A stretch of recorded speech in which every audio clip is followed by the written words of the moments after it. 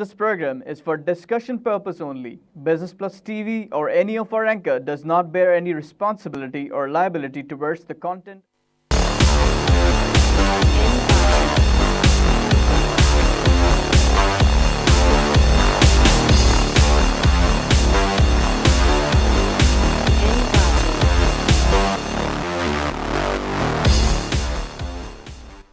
This is Business Plus broadcasting live from Karachi, Pakistan. You're watching Tips of the Trade. I'm your host Tariq Khan Javed. नाज़रीन, आज सुबह से market बहुत गिरी हुई थी, 250 minus तक गई और मैंने ये सोचा कि ठीक है, ये नेचुरल बात है क्योंकि मैंने फ्राइडे को ही कहा था, थर्सडे को कहा था कि फ्राइडे को मार्केट गिरेगी, लेकिन अल्लाह ने मेरी बात गलत की, अल्लाह का शुक्र है और मार्केट बढ़ गई और हमने बहुत ज़बरदस्त वीकेंड मनाया, बड़ी खुशियाँ मनाई कि मार्केट हमारे इस लेवल पे। लेकिन आज as predicted by me on Thursday market गिरी और ये नॉर्मल फेनोमेना होता है कि जब मार्केट इतनी बढ़ती है तो उसके बाद सेल भी आती है। साथ ही साथ स्टेट बैंक की जो मॉनेटरी पॉलिसी आई उसमें 25 बेसिस पॉइंट कट का भी ऐलान हो गया जो कि अनएक्सपेक्टेड था, तो वो दोनों फैक्टर्स मिलके गिरना नॉर्मल बात।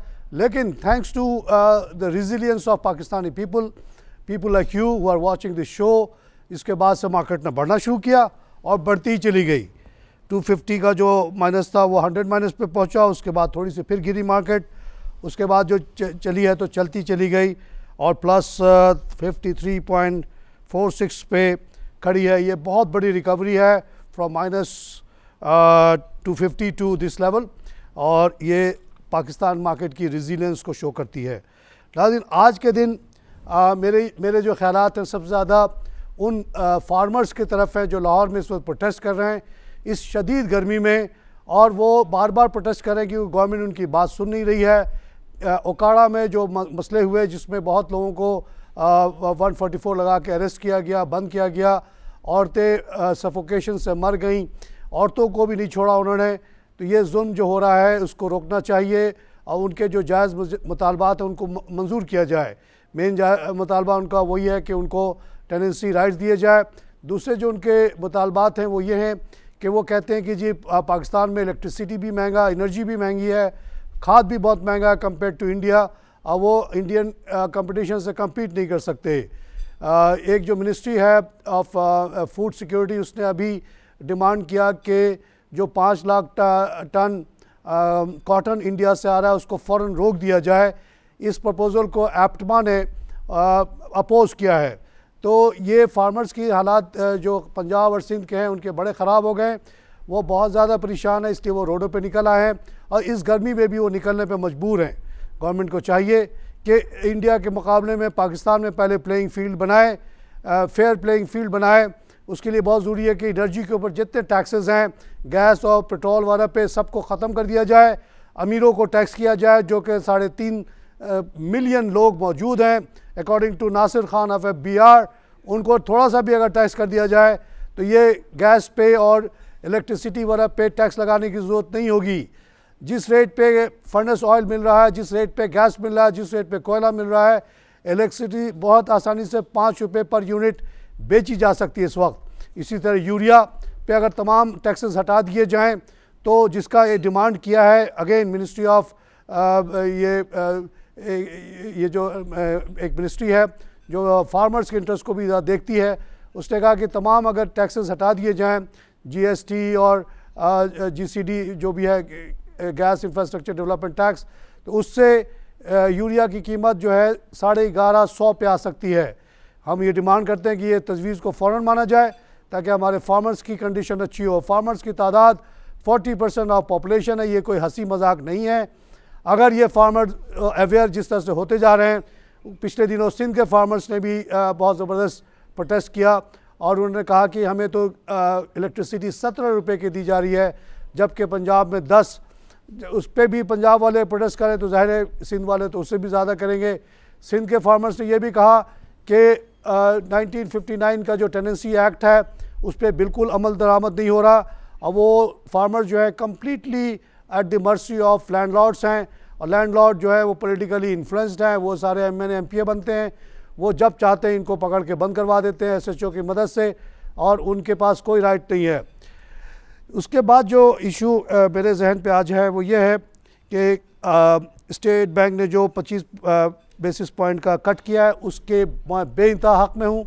मैं ये चाहता हूँ कि इन्फ्लेशन यहाँ ज़ीरो हो जाए, इंटरेस्ट रेट भी ज़ीरो हो जाए और इस्लामी निज़ाम इस तरह से अमल पैरा हो जाए। यहाँ पे 2% 1% पे जब इंटरेस्ट पे बगैर सूद के इंटरेस्ट नहीं बल्कि वो क्या कहते हैं उसका एडमिनिस्ट्रेटिव कॉस्ट पे जब यहाँ पे कर्जा मिलेगा तो यहाँ के कारोबार बेइंतहा बढ़ेगा और मुल्क जो है बहुत तरक्की करेगा। आइए एक लाइव कॉल से बात करें। हेलो हेलो अस्सलाम वालेकुम। वालेकुम सलाम। आपकी आवाज़ नहीं आ रही। डॉक्टर साहब माइक को खोलें ज़रा। हेलो अस्सलाम वालेकुम। वालेकुम सलाम। डॉक्टर साहब मैं पहली दफा बात कर रहा हूँ किसी भी हवाले से टीवी पे। जी सर। तो बड़े आप माशाल्लाह आपकी बातें इनकलाबी हैं। हम भी सारी उम्र इनकलाब के ख्वाब देखते रहे हैं। हमें बड़ी हौसला होता है आपकी बातें सुन के। बहुत शुक्रिया सर। इनकलाब आएगा, कोई रोक नहीं सकता। इंशाल्लाह ताला। आप बोले जी क्या क्या बोलना है, जो जो दिल के भरास से निकालें आज। अच्छा जी, मैंने आपसे पता करना था ये गंदारा जो इंडस्ट्री है उसके बारे में आप बड़ा अच्छा बोलते रहे हैं। तो मेरे पास तो पहले कम था, फिर मैंने और लिया है। जी तो जी। ये अब आज बहुत नीचे आ गया है, उसकी क्या वजह है? देखिए एक आध दिन नीचे आ जाना प्रॉफिट टेकिंग इसको कहते हैं। जब जैसे ऐसे हालात होते हैं, मार्केट इतने ऊपर गई, कुछ लोगों के लिए वो जो उसकी बढ़ावट है बहुत ज़्यादा हो गई। लेकिन आप अगर एक लॉन्ग टर्म सॉलिड किस्म के आदमी हैं और आपका सोच अगर क्लियर कट है तो आप इसको मत बेचिएगा। गंदारा निशान के नीचे जाने की क्या वजह हो सकती है? ये बेइंतहा प्रॉफिट कमा रहा है। यन सस्ता हो गया, रेट कम नहीं किया इन्होंने। अभी तो वो बना रहे हैं सिर्फ ट्रक, और अब जो है वो दूसरे बड़ी कंपनियों के साथ कोलैबोरेशन करना चाह रहे हैं। जो उनका बंद प्लांट है गाड़ी वाला वो इस्तेमाल होगा। तो ये दोनों कंपनियां जो गंदारा की हैं they should do well in future. इन चीज़ों को, बेसिक चीज़ को आप नज़र में रखिए।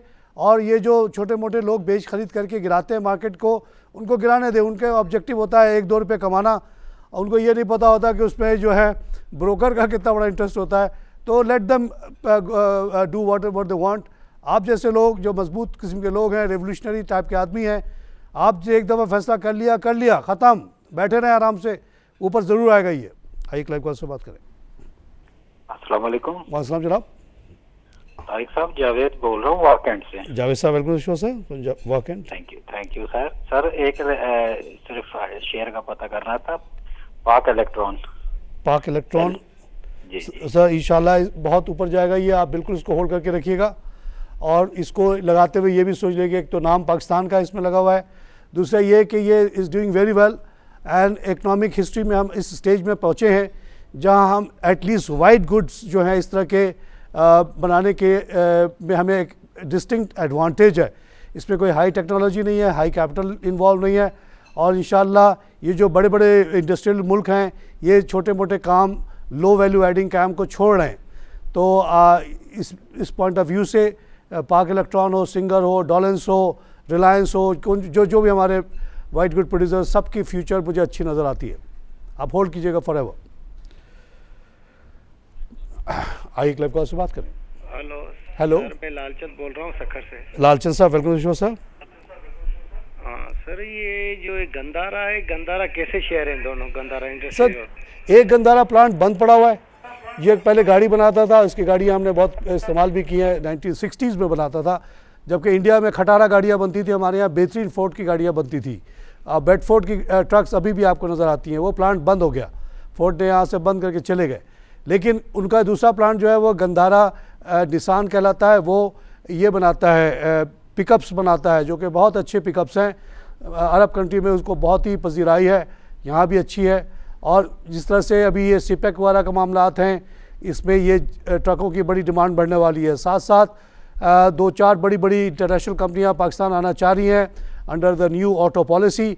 और गंदारा की इंडस्ट्री जो है वो बेस्ट चॉइस होगा उनके लिए फॉर जॉइंट वेंचर। तो इन दोनों की फीचर बहुत अच्छा लगता है जी। आप इसको होल्ड करके रखें जब लाल साहब। आई लाइव कॉल से बात करें। अस्सलाम वालेकुम। वालेकुम सलाम। अरे साहब क्या हाल है? हाँ बिल्कुल ठीक हो जी। सर जरा ये जो म्यूचुअल फंड है टॉप पे 2 दिन का जरा नाम दो दे दें जो सर रिजल्ट दे रहे हैं।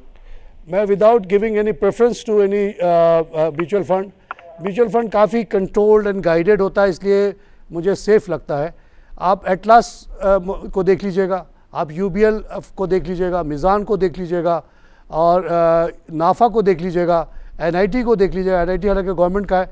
ये 5-6 तो बहुत ही अच्छे हैं, रिटर्न भी अच्छा दे रहे हैं। इनका रिटर्न ऑलमोस्ट मार्केट के बराबर या थोड़ा सा ज़्यादा होता है, लेकिन बहुत आसानी रहती है आपको इन्वेस्टमेंट करने में।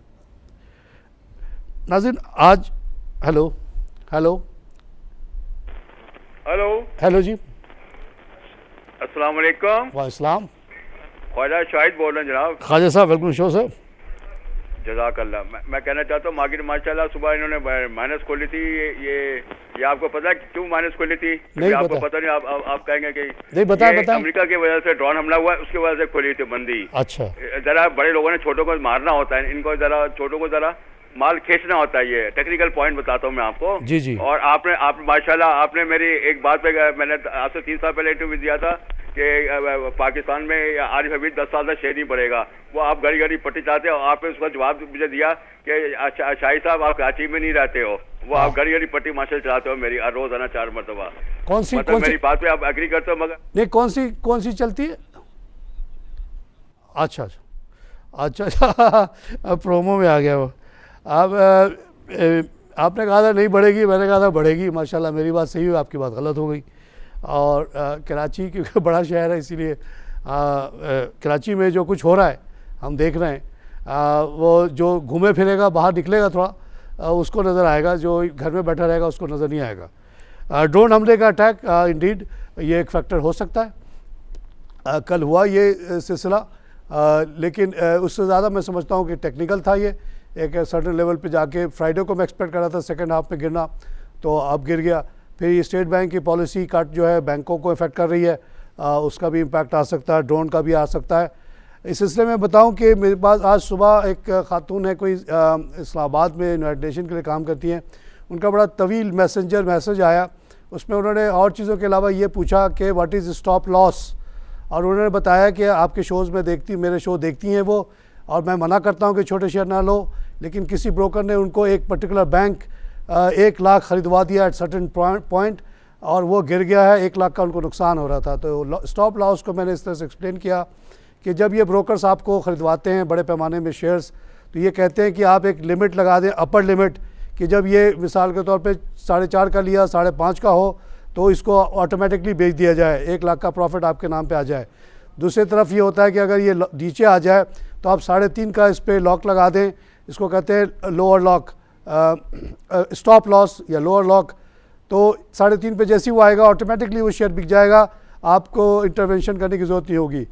तो उनको मैंने मशवरा ये दिया कि अब अगर 1 लाख का आपको नुकसान हो रहा है तो आप ये समझ के ले लें कि आपने ख़रीदते वक्त ही आपने स्टॉप गॉप लगा दिया था और आपको 1 लाख का लॉस हो गया। आइंदा के लिए सबक पकड़ लें कि इस तरह के ब्रोकर्स के चक्कर में ना पड़े आप। कोई सेंस नहीं बनता कि आप 1 लाख शेयर कोई ले लें। क्यों लें 1 लाख? आपके पास 600 कंपनियां हैं मार्केट में, उन सबको थोड़ा थोड़ा लें। एक ही कंपनी को इतना ज़्यादा आप क्यों लेंगी? आइए क्लाइव कॉल से बात करें। हेलो हेलो अस्सलाम वालेकुम। वालेकुम। जी तारिक खान। जी मैं तारिक खान बोल रहा हूँ। जी हम लोग आपको शो बहुत शौक से रोज देखते हैं और बहुत शुक्रिया। मालूमात हासिल की है हमने आपसे। बहुत शुक्रिया। और आपके कहने पे हमने वो जापान बावा का बताया, जापान बावा लिया तो नीचे उतर गया। देखिए जापान और सिडको दोनों पे काम हो रहा है। मिनिस्ट्री ने उनसे इंफॉर्मेशन मांगी है जो कि साउदर्न ने तो ऑलरेडी प्रोवाइड कर दिया है। आई एम श्योर कि जापान ने भी प्रोवाइड कर दिया है। उनके ज़िंदगी मौत का मामला है, तो जो भी गवर्नमेंट मांगेगी वो देंगे और कोशिश हो रही है कि इनको रिवाइव किया जाए। तो अगर आपने अभी ले लिया है और थोड़ा सा आज गिर गया है तो घबराए नहीं, ये वापस अपने रेट पे आ जाएगा। और जैसे ही ये चल पड़ा, ये 30 रुपये का शेयर है। आइए क्लाइव कॉल से बात करें। हेलो नाज़रीन, वो जो मैसेज में आया उसमें एक सवाल ये भी था कि इंडेक्स क्या होता है। तो इंडेक्स के बारे में just for people who don't know समझा दूं कि इंडेक्स कुछ भी नहीं होता। 10 कंपनियों के आप आज शेयर की कीमत लें, उनको ऐड कर दें तो 10-10 रुपये का मिसाल के तौर पे तो 100 आया, और उसको फिर 10 से डिवाइड कर दें तो कितना हो गया? इंडेक्स हो गया 10। Total value divide by the number of shares 10 का हो गया। कल वो तमाम शेयर्स 11 के हो गए तो 110 हो जाएगा, 10 से डिवाइड करेंगे 11 हो जाएगा। तो आप कहेंगे इंडेक्स जो है 10 से 11 हो गया, या इसी तरह 9 हो गया या 20 हो गया। इसको कहते हैं इंडेक्स, कोई बड़ी चीज़ नहीं है, कैलकुलेशन करना बहुत आसान है। आइए लाइव कॉल से बात करें। Hello hello hello hello Javed साहब, मैं केमाड़ी से बात कर रहा हूँ, जमरुद खान। जमरुद साहब, वेलकम सर। सर मैं ये बात करूँ कि ये सीडीसी में शेयर रखना कैसे, मेरे शेयर तो सारे ब्रोकर के पास है, मुझे किसी ने एडवाइस किया कि भाई आप इसको सीडीसी में रखवा ले तो बेहतर है, और इसके अलावा मुझे एक और शेयर भी खरीद के रख दे, फौजी सीमेंट, इनके बारे में मुझे बता दीजिए। जी जी, बहुत शुक्रिया। फौजी सीमेंट अच्छा शेयर है जमरुद खान साहब, आप ले सकते हैं। सीडीसी जो है एक ऐसी है जैसे आपके पास अगर 20 लाख रुपए हो तो आप घर पे नहीं रखते, आप उसमें से 10-15 हज़ार घर पे खर्चे के लिए रख लेते हैं, बाकी आप जाके लॉकर में रख देते हैं। इसी तरह आपके पास अगर काफ़ी शेयर्स हैं तो आप सीडीसी का एक अकाउंट खोल लें, उसकी सालाना शायद 700-800 रुपये का ख़र्चा है, वो वर्थवाइल होता है, आपने लॉकर में रख दिया। थोड़ा सा शेयर जिसको आप आगे पीछे करते हैं उसको आप रहने दें ब्रोकर के पास, बाकी जो है आप वहाँ रख दें। बाय द वे ब्रोकर भी 300-400 रुपये चार्ज करता है सब अकाउंट रखने का, वो भी फ्री नहीं होता, वो तो आपको हराल में रखना है। लेकिन अगर आपके पास ज़्यादा है शेयर तो ज़रूर एक सीडीसी का अकाउंट खोल लें और वहाँ रख के वो उन शेयर्स को आप छोड़ दें, उसको पोर्टफोलियो मान लें। पोर्टफोलियो वो होता है जो आप हमेशा के लिए रख देते हैं, और ट्रेडिंग शेयर्स वो होते हैं जिसको आप थोड़ा बहुत आगे पीछे करते हैं। तो ट्रेडिंग शेयर्स आप रखें सब अकाउंट ऑफ ब्रोकर में, और जो मेन अकाउंट है आप रखें जो लॉन्ग टर्म चीज़ें हैं, पोर्टफोलियो है जमरुद खान पोर्टफोलियो, वो रहेगा सीडीसी में, और उसके बारे में किसी को ना बताएं, खामोशी से बैठे रहे। वो आपके आईडी कार्ड से लिंक है, कोई उसको टच नहीं कर सकता, कोई ब्रोकर का वहाँ कोई ताल्लुक नहीं है। आइए लाइव कॉल से बात करें। हेलो सर, पीके बोल रहा हूँ। जी सर। ये सर ये एलपीएल का तो बताएं सर कैसे। FCL फौजी सीमेंट, लाल पीर जी, लाल पीर पावर आपके पास है साहब? लाल पीर महमूद कोट के पास एक इलेक्ट्रिक प्लांट है जो कि बहुत लॉसेस में रहा, बिकॉज वहाँ पे तेल चोरी हो जाती थी।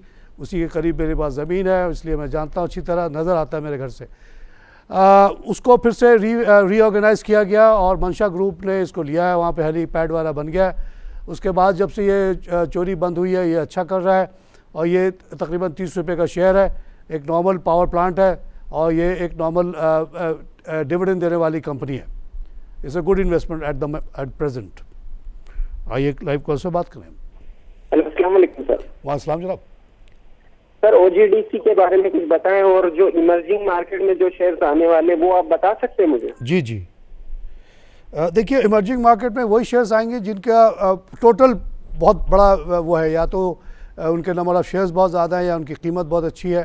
तो OGDC is the first company which will qualify for emerging market, because सबसे बड़ा शेयर जो है पाकिस्तान का OGDC है। इसके 1 रुपया गिरना अच्छा खासा इंडेक्स को नीचे ले आता है।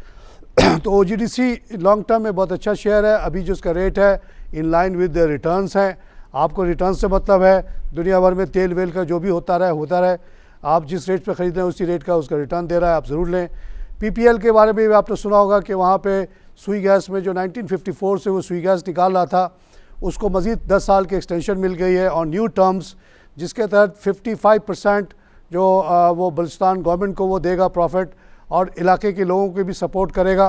बड़े मुश्किल से ये डील हो गई है, और इस तरह से PPL अब जो है, और वहाँ क्योंकि रिलेटिवली ये बहुत पहले से सिक्योरिटी सिचुएशन इम्प्रूव हो गई है, तो ऑल द वे डेरा बुक्ती से लेके कोहलू तक के जो फील्ड्स हैं उस पर वो काम करेगा, और PPL का भी फ्यूचर बड़ा अच्छा है। PPL भी इंशाल्लाह इमर्जिंग मार्केट में शामिल होगा, साथ साथ एंग्रो शामिल होगा, निशात मिल शामिल होगा, हबीब बैंक होगा, UBL होगा, MCB होगा, इस तरह के जो बड़े बड़े कंपनीज़ हैं वो शामिल होंगी इमर्जिंग मार्केट में। तो OGDC इस वजह से भी बढ़ेगा कि ये इमर्जिंग मार्केट का सबसे बड़ा इंट्रेंट होगा ये। आइए लाइव कॉल से बात करें।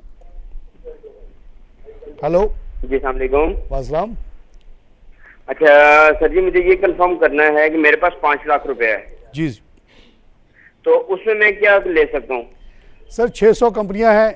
अखबार प्लीज़ जाके देखें, कोई भी लीडिंग अखबार, उसमें आपको 600 कंपनियों के, सब तो नहीं होंगे, काफ़ी कंपनीज़ होंगी, उन पर ज़रा एक नज़र दोहराएं। तो आपको बचपन से लेकर अब तक आपने जो कंपनियों के नाम आपके जहन में आते हैं वो आते चले जाएंगे, सामने नज़र आएंगे, उनको टिक करते जाएं, एक पेपर पे लिखते चले जाएं। इस तरह से मेरी तजवीज़ होगी कि 25-30 कंपनियों को पिक करें आप, मेरे शोज़ देखें, मुझसे फेसबुक वगैरह पे मशवरा कर लें। मुझे जहाँ तक मौका मिलता है मैं लोगों को मैसेंजर का जवाब भी दे देता हूँ। तो और ये शोज़ देखते रहें। शो में जो लाइमलाइट पे शेयर्स आते हैं हाई वॉल्यूम के, उसका जिक्र करता हूँ कि जो चाहे वो वॉल्यूम बड़ा हो, अगर अच्छा नहीं लगता तो मैं कह देता हूँ अच्छा नहीं लगता, अच्छा नहीं है, और जो अच्छा लगता है वो कह देता हूँ। उस सबको पिक करते जाएँ और ख़रीदते चले जाएँ। इंशाल्लाह ये 5 लाख आपका 10 लाख होगा in due course of time. आइए एक लाइव कॉल से बात करें। हेलो हेलो हेलो, अस्सलाम वालेकुम जी। तारिक साहब, मैंने अभी बात करी थी आपसे। जी। वो मैंने जापान पावर का पूछा तो मुझे आवाज़ सही से नहीं आई। अच्छा जी, जापान पावर और साउदर्न इलेक्ट्रिक दोनों पे वर्किंग हो रही है। उनसे तमाम डिटेल्स वगैरह मांगी गई हैं और उन्होंने साउदर्न वाले ने तो प्रोवाइड कर दिया 100% इन्फॉर्मेशन उनको, मिनिस्ट्री कंसर्न को, और इंशाल्लाह इसको रिवाइव करने की कोशिश की जा रही है। तो ये जैसी रिवाइव होगा इसके शेयर्स की वैल्यू बढ़ना शुरू हो जाएगी कि दोनों कंपनियां मिलकर 300 मेगावाट का इजाफा कर देंगी इमीडिएटली हमारे पावर प्रोडक्शन में, और ये मिनिस्ट्री की अच्छी एफर्ट है। आई होप कि इस दफ़ा जो दूसरी मिनिस्ट्रीज़ हैं इसको रोकने की कोशिश ना करें और ये हो जाए तो बड़ी खुश आइन बात होगी शेयर मार्केट के लिए भी, उन स्पॉन्सर्स के लिए भी जिन्होंने ये कंपनियां शुरू की थी, लेकिन गवर्नमेंट के लैक ऑफ पेमेंट की वजह से वो बंद हो गई और फिर गवर्नमेंट ने उनके ऊपर बेइंतहा पेनल्टी भी लगा दी। तमाम पेनल्टीज़ माफ़ कर दी जानी चाहिए। साथ साथ इन लोगों को फाइनेंशियल सपोर्ट दिया जाए, वर्किंग कैपिटल दिया जाए कि ये फर्नेस ऑयल ख़रीदें और जल्द से जल्द प्रोडक्शन लेकर आएँ। और ये अगर चल पड़ा आस्ते आस्ते ये कंपनी जो है कि शेयर जो है 25-30 रुपये के हो जाएंगे, जो कि एक नॉर्मल बात है इस तरह के पावर कंपनीज़ के लिए। आइए लाइव कॉल से बात करें। पेस का भी बता दें। पेस का जी, किसका? Pace company. पेस क्या है? PACE pace. इसके बारे में नहीं बोल सकता क्योंकि हमारे ग्रुप कंपनी है ये। नाज़रीन, ये जो आज मैसेंजर पे एक सवाल किया खातून ने, कोई पढ़ी लिखी खातून है, उनका एक सवाल ये भी था कि ये बताइए कि पॉलिटिकल मूवमेंट वजूहात से जो मार्केट पे क्या असर आता है। तो मैंने उनको ये जवाब दिया कि पॉलिटिकल वजूहात से अगर जो हमारी कंपनीज जो इंडेक्स में हैं उनके कारोबार में कमी गड़बड़ हो तो उसकी वजह से मार्केट गिर जाती है, उनके शेयर्स गिर जाते हैं। लेकिन आमतौर से ये देखा गया कि वो वक्ती होते हैं। जैसे कि आज हुआ कि जैसे कि ख्वाजा साहब ने कहा कि उनके ख़्याल में ये मार्केट जो गिरने की मेन वजह ये ड्रोन हमला था। तो अगर ये बात सही भी है तो आपने देखा कि सुबह 9:30 बजे मार्केट खुली और 11 बजे तक इसका असर रहा, लेकिन उसके बाद से वो असर ज़ाया हो गया और फिर से मार्केट ऊपर आ गई। तो मैंने ये खातून को यही लिखा कि ये वक्ती होता है, फिर ख़त्म हो जाता है। मजबूत के दिल के लोग जो होते हैं ना, इन चीज़ों से नहीं डरते, ये गिरावट से नहीं डरते, वो बैठे रहते हैं आराम से लेके। और यही ज़मीन होल्डिंग का भी पैटर्न है। कुछ लोग अमीर हो जाते हैं दुनिया में, कुछ गरीब हो जाते हैं। फ़र्क क्या होता है? ये नहीं कि वो 8 फुट के होते हैं या 9 फुट के होते हैं या उनको तलवार चलाना या पिस्तौल चलाना ज़्यादा आता है। नहीं, दिमाग उनका मजबूत होता है, वो डरते नहीं हैं। कोई हमला हो जाए तब भी नहीं डरते। नाज़रीन, यहाँ पे लूँगा छोटी सी ब्रेक।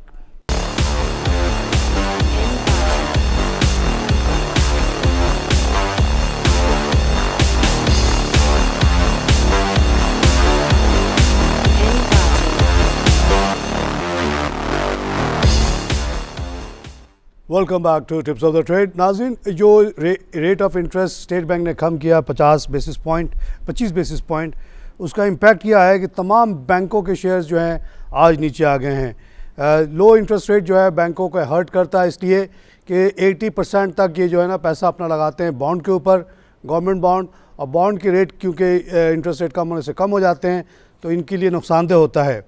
तो हम ये देख रहे हैं कि Allied, Askari, bank of Punjab, bank Al Falah, bank Al Habib, ये सब आज माइनस में हैं। और बढ़ा हुआ कौन सा बैंक है? बैंक अल खैबर बढ़ा हुआ है थोड़ा सा, और उसके बाद bank Islami down, Faysal bank down, Habib bank down, Habib metropolitan down, JS bank down, MCB down, ex dividend होके डाउन है फिर भी, Meezan down, national bank down, NIB down, Samba down, silk bank down, बढ़ा हुआ है सुनहरी बैंक थोड़ा सा, स्टैंडर्ड चार्टर बढ़ा हुआ है, समिट बैंक बढ़ा हुआ है, यूनाइटेड बैंक डाउन। तो ये बैंकों पे नेगेटिव इम्पैक्ट पड़ा है बिकॉज़ ये बैंक जो हैं कर्ज़े कम देते हैं और गवर्नमेंट को पैसे ज़्यादा देते हैं। ये बैंक्स, इनको कहना शर्म की बात है। They are not banks, they are just deposit schemes for the government. Collection करते हैं आप लोगों से और गवर्नमेंट को उठा के दे देते हैं। कोई मेहनत नहीं करते, कोई फिजिबिलिटी नहीं पढ़ते, कोई रिस्क नहीं लेते, कोई कोशिश नहीं करते कि मईशत में तरक्की हो जाए, पैसा वैसा आगे देते ही नहीं है ये। तो बहरहाल I don't really love them. और ये बहरहाल इंटरेस्ट रेट नीचे आते जाना पूरे मईशत के लिए बहुत अच्छा है। हमें पूरे मईशत से मतलब है, we don't care about the banks. आई लाइफ कॉल से बात करें। अस्सलाम वालेकुम। वालेकुम जनाब। तारिक साहब, आपकी बात बाज़ दफ़ा ना मान के हमें नुकसान होता है। मैंने बैंक ऑफ पंजाब लिया 1 मिलियन और मुझे उसमें लॉस हुआ। फिर आखिरकार ये जो अभी मैं रिजल्ट आ रहा था कि अब रिजल्ट आएगा, मगर रिजल्ट में भी उन्होंने कुछ नहीं दिया। मेरे पास वो 5 साल तक रखा रहा और 5 साल में उन्होंने मुझे कुछ भी नहीं दिया, जबकि रिजल्ट 94 पैसे क्वार्टरली दिया और पूरे साल का 3 रुपीज़ दिया, मगर उन्होंने दिया कुछ नहीं। शायद ऐसा लग रहा है शहबाज शरीफ ने खुद रख लिया। नहीं, वो ऑडिटर ने रोक दिया होगा जी। जी, जो मेरे जैसा कोई सरफिरा क्रेडिट मैनेजर होगा उसने वो प्रॉफिट को डिस्ट्रीब्यूट करने से रोक दिया होगा, क्योंकि उसको पता है कि बैड डेट उससे कहीं ज़्यादा है। के बाद भी जी कुछ ना देना, ये कौन सा? तो देखिए, असल में ये प्रॉफिट है नहीं। बैंक का प्रॉफिट क्या होता है? बैंक तो ऑपरेटिंग प्रॉफिट तो सभी करते हैं, लेकिन जो मेन कॉस्ट होती है वो इंटरेस्ट कॉस्ट होता है। उसके बाद जो है स्टाफ का कॉस्ट इतना बड़ा नहीं होता। सबसे बड़ा कॉस्ट बैंक का होता है बैड डेट। आपको पता ही है कि उसके एमडी ने बैंक को बेचा, पता नहीं कितने केसेस में इसने पैसे लेके गलत लोन दे दिए। अब वो कई दफ़ा ये होता है कि कई साल मामला छुपा रहता है, बाद में निकल के आता है।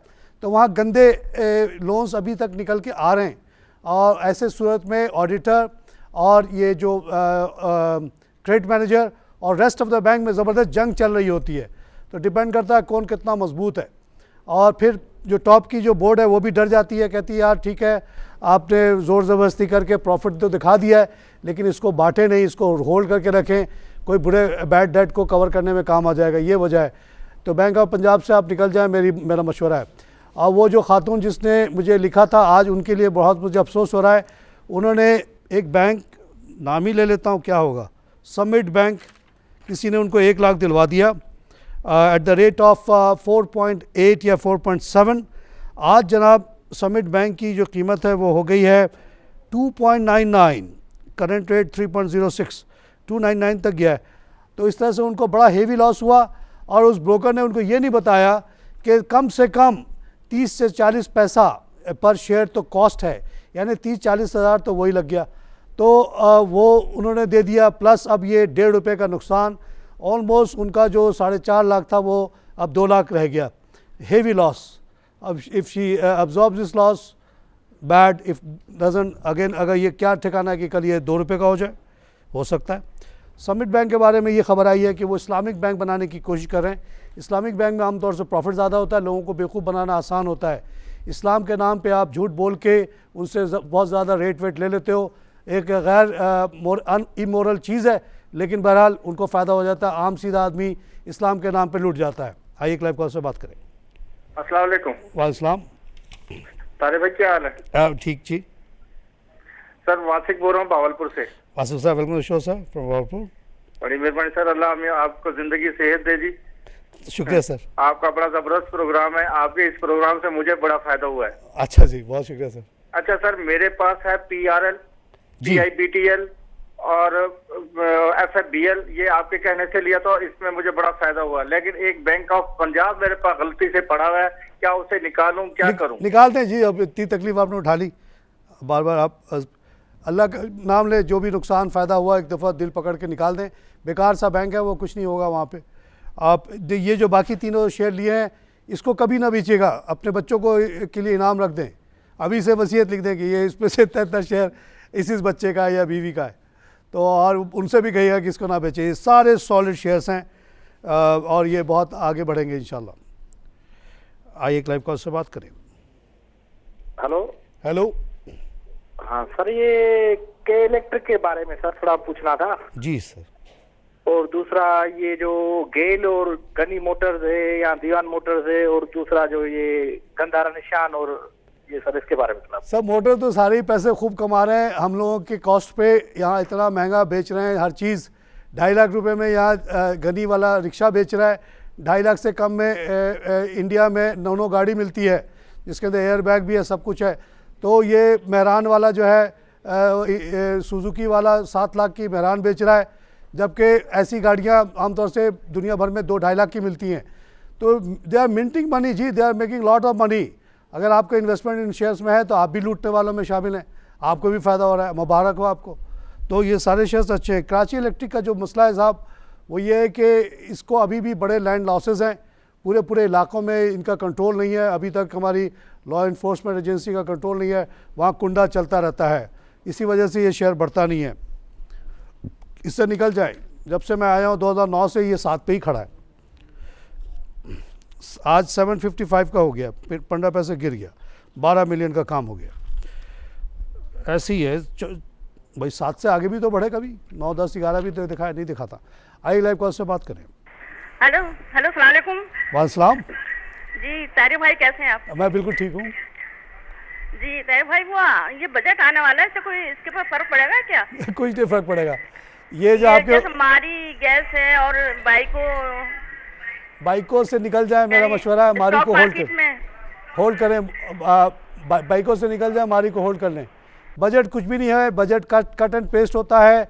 आपको पता है कि मुल्क में अभी भी 5-6% का इन्फ्लेशन है, उसी रेट से हर चीज़ की कीमत, ज़ाहिर टैक्स भी बढ़ जाता है।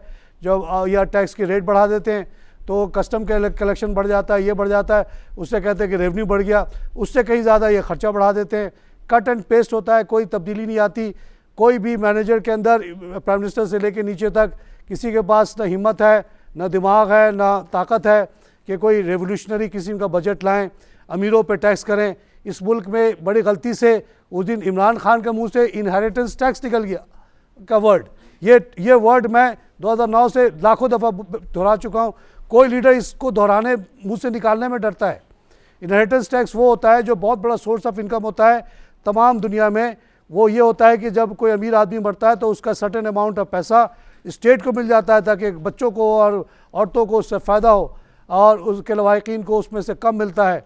लेकिन यहाँ उसको नहीं नाफिज किया जाता है, इस्लाम का नाम ले लिया जाता है ताकि अमीरों को आसानी हो। इसीलिए यहाँ दौलत बढ़ती चली जा रही है। अगर इनहेरिटेंस टैक्स आप 30-40% लगा दें, जैसा कि लंदन में लगा हुआ है, जिसकी वजह से इमरान खान साहब ने ऑफशोर कंपनी बनाई ताकि इनहेरिटेंस टैक्स ना देना पड़ जाए मरने के बाद, तो ये टैक्सेस का कोई जिक्र ही नहीं करता। अगर आज हिम्मत कर ले कोई लीडर आ जाए सामने, लगा दे इनहेरिटेंस टैक्स 40%, दौलत टैक्स की भरमार हो जाएगी।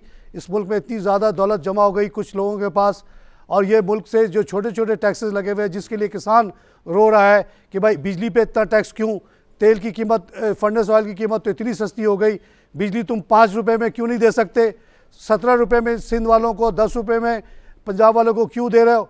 आपने गैस पे गैस इंफ्रास्ट्रक्चर डेवलपमेंट सेस लगाया हुआ है, उसके ऊपर से 21% GST लगाया हुआ है, जिसकी वजह से गैस की कीमत इतनी ज़्यादा, CNG 12 रुपये के बजाय कराची में 67.5 का बिक रहा है। और इसी तरह यूरिया जो है 1850 से घट के अब शायद 1190 का हुआ है, और उसके ऊपर 700 रुपये का टैक्स है।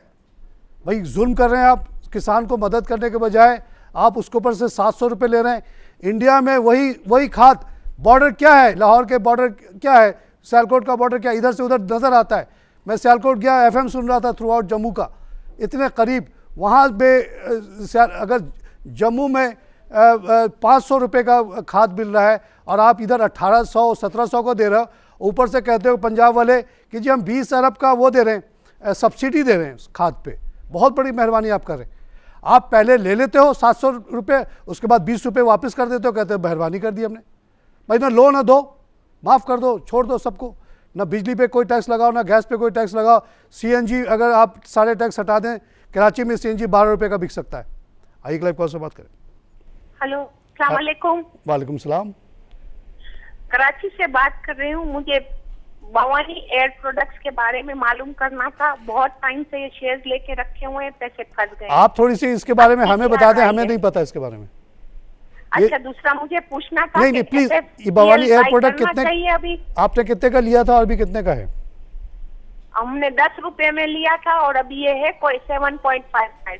किसने कहा था आपको लेने के लिए? ब्रोकर से मशवरा किया। अच्छा, तो उसी से पूछिए कि भाई क्यों आपने कहा था और ये क्यों नीचे गिर गया। ये बोलता है अनकरीब वो हाई हो जाएगा 10 अच्छा, ये इंशाल्लाह 100 रुपये का हो जाएगा, ये 100 रुपये का हो जाएगा इंशाल्लाह। आपसे कहेगा 100। मेरे को तारिक भाई आपसे एक बात, 1 लाख और ले लें आप। FFBL के बारे में। किसके बारे में? क्या इस दफा ये लोग डिविडेंड नहीं दे रहे? कौन कौन? FFBL बिन कासिम जी, फौजी फर्टिलाइजर बिन कासिम।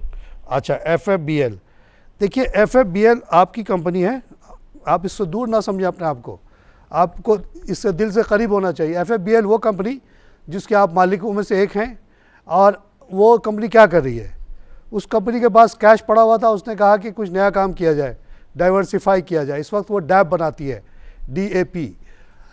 अब वो जा रही है फूड एक्सपोर्ट करने के लिए, ये गोश्त वोश्त का एक्सपोर्ट करेगी। बहुत ज़बरदस्त काम है, बहुत बड़ी डिमांड है, और इसको हम लोग हमेशा कहते रहे लोगों के पास, जिसके पास भी पैसा है ये काम में जाए। शरीर गया है, और अब ये नून वाले जा रहे हैं, और अब ये नून वालों के साथ मिलके, क्योंकि नून का एक्सपर्टीज़ है, और एक और इंटरनेशनल कंपनी को उन्होंने साथ किया अपने, वो जा रहे हैं एक्सपेंशन पे। आपका FFBL is changing completely, it will not be a DAP company, it will become a different company. तो आपको बहुत बड़ी एक्सपेक्टेशन रखनी चाहिए। इस वक्त आप उससे पैसे ना मांगें, बल्कि उससे ये पूछें कि अगर तुमको पैसे की ज़रूरत है बढ़ाने के लिए तो मुझसे लो, मेरे पास पैसा पड़ा हुआ है, मैं भवानी को बेचती हूँ, FFBL को देती हूँ। तो आप इस तरह से सोचेंगी तो FFBL में आपको बहुत आगे चल के फ़ायदा होने वाला है। और अगर आप अभी घबरा के बेच देंगी कि उसने डिविडेंड क्यों नहीं दिया, भाई आप एक कंपनी को कह रहे एक्सपेंशन करो और नई नई चीज़ें कारोबार करो, और उसको कह रहे कि हमें पहले डिविडेंड दे दो। आपको अपनी कंपनी समझ के बात करेंगी तो आपकी सोच में तब्दीली आ जाएगी। आइए क्लब कॉल से बात करें। तारिक भाई शाहिद बोल रहा हूँ कराची से। शाहिद साहब वेलकम शो से। ये एक कंपनी है जिसका नाम है सऊदी पाक लीजिंग। पूछना ये था कि ये इन्होंने सऊदी अरब का जाली नाम लगाया भाई, ये वाकई सऊदी अरब के इश्तराक से कंपनी बनी हुई? क्योंकि ये 3-4 साल से प्रैक्टिस करवा रही है ₹1.30 और ₹1.80 की। जिसने भी इसको शेयर को लिया होगा वो जन्नत में जाएगा, ये मेरी गारंटी है। सऊदी पाक, सऊदी कुवैत, सऊदी फलाना, ये ऐसे नाम रख लेना कौन सा मुश्किल है? किसने कहा है कि ये सऊदी गवर्नमेंट का ही होगा? किसी सऊदी ने लगा दिया होगा तो नाम रख दिया उसने। और ये लीजिंग तो तमाम के तमाम फेल हो गई पाकिस्तान में, तमाम के तमाम मदारबाज फेल हो गए। क्योंकि आप देख लीजिए इनका लिस्ट आता है शुरू में ही तमाम अखबारों में, कोई भी शेयर जो है ना अच्छी कंडीशन में नहीं है। लीजिंग क्या होती है कि आपने ये गिलास जो है, किसी के पास पैसा नहीं आया कहने का कि ये 10 रुपये गिलास है, आप मुझे लीज़ कर दें, मेरे पास 1 रुपया है 2 रुपया है, दे के आप मुझे दे दें, मैं इसका किराया देता रहूँगा अगले 10 महीने तक। तो आपने इसको ये 10 के बजाय 12 पे बेच दिया, लेकिन आपने सही उसकी असेसमेंट नहीं की कि कौन है कौन नहीं है। आमतौर से ये हुआ है कि क्रेडिट मैनेजर वाला सब मिले होते हैं, और ये सारी लीजिंग कंपनी जो है लोगों से फ़ंड वंड लेके अपने रिश्तेदारों दोस्तों को बांट देती है गाड़ी वाड़ी, और उसके बाद से उन पर कोई कलेक्शन का कोई एफर्ट नहीं करती, और इस वजह से ये शेयर ₹1.30 का हो जाता है। इसको जब भी मौका मिले बेच के निकल जाए फ़ौरन। आइए लाइव कॉल से बात करें। हेलो नाज़रीन, कॉलर नहीं है, वाइंड अप करेंगे 1 मिनट के अंदर। तो मैं 2-4 शेयर के नाम ले लूँ जो आज प्रोमिनेंट है। सुई नॉर्दर्न गैस माशाल्लाह 144 बढ़ के 37 का हो गया, इसको और ले, ये ऊपर मजीद जाएगा। जहांगीर सिद्दीकी उसके बाद है, 14 मिलियन का काम हुआ है, 23 इससे दूर रहें। के इलेक्ट्रिक 7.55 का हुआ, 12 मिलियन का काम हुआ, इससे भी दूर रहें, भेज दें इसको भी। पाक इंटरनेशनल बल्क टर्मिनल में 33 रुपीज़ का हो गया ये, इसको और जितना ले सकते हैं ले लें। दीवान सीमेंट 16 रुपये 93 का हुआ, इसको मज़ीद ना लें, और लें भी तो बहुत थोड़ा सा लें। बाइको पेट्रोलियम 24 का है, बाइकों के बारे में रिसर्च मैं कर रहा हूँ, हालात अच्छे नहीं लगते, इससे निकल जाए तो अच्छा है। टेलीकार्ट 3.8 का बिल्कुल ना ख़रीदें, इसको भेज दें। पाक रिफाइनरी 47 का हो गया, इसको मज़ीद लें, आज ₹1.32 बढ़ा हुआ है। दीवान मोटर्स 17 का हो गया है, इसके बारे में अभी तक कोई कंफर्म न्यूज़ नहीं है कि क्या हो रहा है नहीं हो रहा है, इससे ना लें या बिल्कुल थोड़ा सा लें। जापान पावर 4.9 न्यूज़ आ रही है, इसको भी, मगर आप लोगों को स्पेकुलेशन में पढ़ने की ज़रूरत नहीं है, इन शेयर से दूर रहें, बड़े बड़े लोगों को खेलने दें। आपको ज़्यादा लालच करने की ज़रूरत नहीं है कि 4 रुपये से 20 रुपये का हो जाएगा। Keep away. पाक इलेक्ट्रॉन 74 बढ़ के 65 का हुआ, ले लें। एंग्रो फर्टिलाइज़र 72 का है, ₹1.22 बढ़ा हुआ है, ले लें। सुई साउदर्न को ले लें, 31-39 का है। TRG पाकिस्तान 38 का, इसको ना लें। निमर रेजिन है 10 का, इसको ना लें। पेस को ना लें, PTCL को भी ना लें। अटक रिफाइनरी में 12 रुपये का इजाफा है, इसको ज़रूर लें अगर ले सकते हैं। इसी के साथ प्रोग्राम ख़त्म करूँगा। खुदा हाफिज़।